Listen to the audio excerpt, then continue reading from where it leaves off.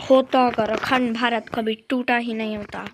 इससे अब तक अखंड भारत कितना ज़्यादा शक्तिशाली होता। आइए देखते और साथ में भी देखते कि अखंड भारत किन किन देशों पर अटैक करता। अगर अखंड भारत कभी नहीं टूटा होता तो यह आज दुनिया का सबसे ज़्यादा ताकतवर देश होता। अगर ऐसा कभी नहीं हुआ होता तो फिर अखंड भारत कंट्री की रैंक में 7th की जगह 5th नंबर पर होता, यानी ब्राज़ील की जगह। अखंड भारत सबसे पहले चाइना पर अटैक करता, जिससे उसकी जीडीपी और ज़्यादा मजबूत होगी। चाइना अखंड भारत के सामने बहुत कमज़ोर होगा, इसलिए चाइना इजीली हार जाएगा। सारे देश अखंड भारत से डरते, कोई भी अखंड भारत पर अटैक करने की कोशिश तक नहीं करता। अगर ऐसा होता अखंड भारत चाइना को जल्दी जल्दी ख़त्म करेगा और बहुत ज़्यादा ताकतवर बन जाएगा।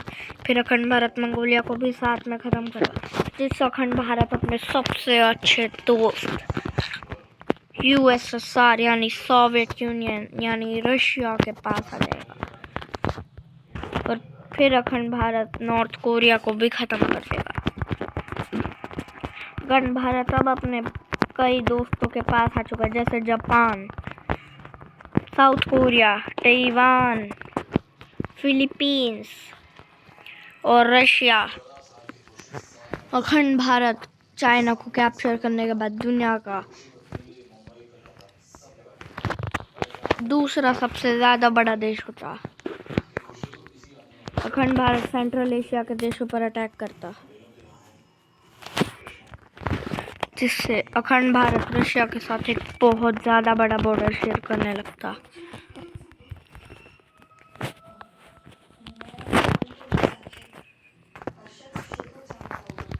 और फिर अखंड भारत ईरान पर अटैक करके उसको भी इजीली ख़त्म कर देगा। फिर अखंड भारत रशिया के 3 छोटे छोटे नेबर्स को ख़त्म करके टर्की पर भी अटैक कर देगा। अखंड भारत अब दुनिया का सबसे बड़ा देश में जल्द ही तरक्की करने लगेगा।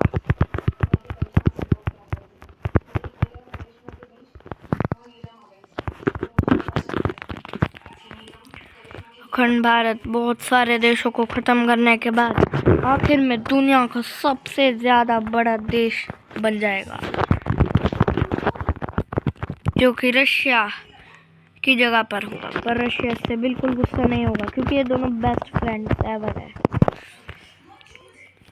इंडिया अफ्रीका के देशों पर अटैक करना चालू करेगा, जिससे इंडिया हर एक कॉन्टिनेंट में दबदबा बना सके। इंडिया अफ्रीका के बड़े और ताकतवर देशों में से एक पर अटैक करेगा, जैसे अल्जीरिया और इजिप्ट।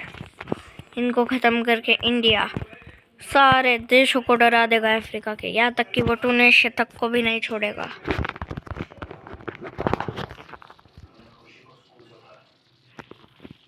फिर इंडिया और ज़्यादा देशों पर अटैक करेगा, ताकि इंडिया ऑलमोस्ट अफ्रीका को कंट्रोल कर पाए पूरे।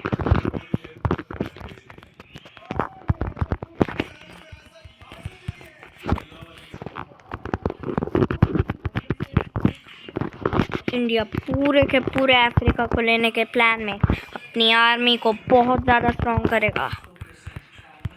और फिर जैसे इंडियन आर्मी की पावर आएगी, इंडियन आर्मी एक झटके में पूरे अफ्रीका को ऑलमोस्ट ख़त्म कर देगी।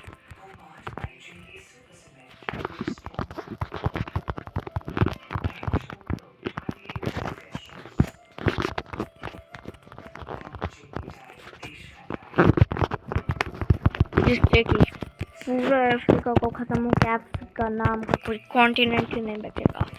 दुनिया में सिर्फ और सिर्फ 6 ही कॉन्टिनेंट होंगे: Asia, north America, south America, Europe और ऑस्ट्रेलिया।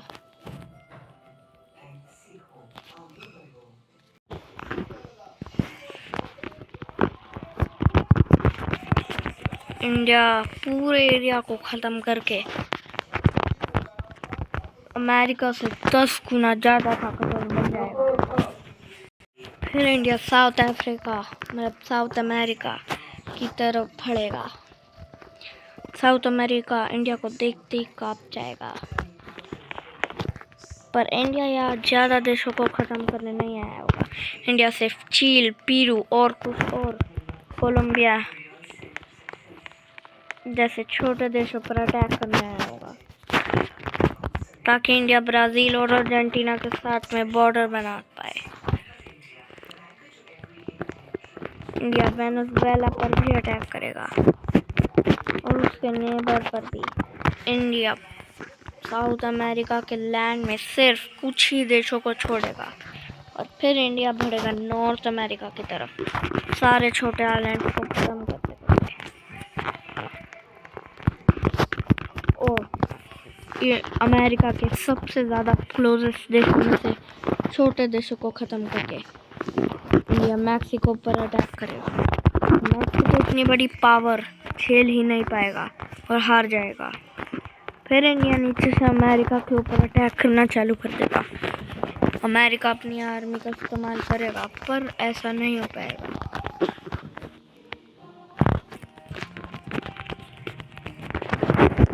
इजीली हारने नहीं वाला और अमेरिका को इजीली हरा देगा। इंडिया पूरे अमेरिका को ख़त्म कर देगा ऑलमोस्ट, जिससे इंडिया को कोई भी कॉम्पिटिटर बचेगा ही नहीं पूरी दुनिया में।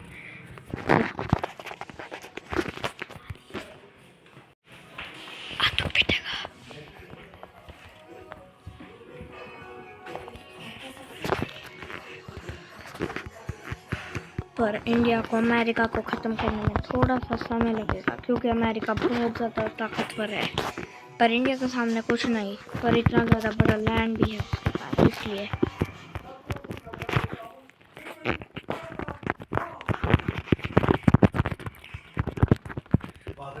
इंडिया अमेरिका को बहुत ही ज़्यादा जल्दी ख़त्म कर देगा।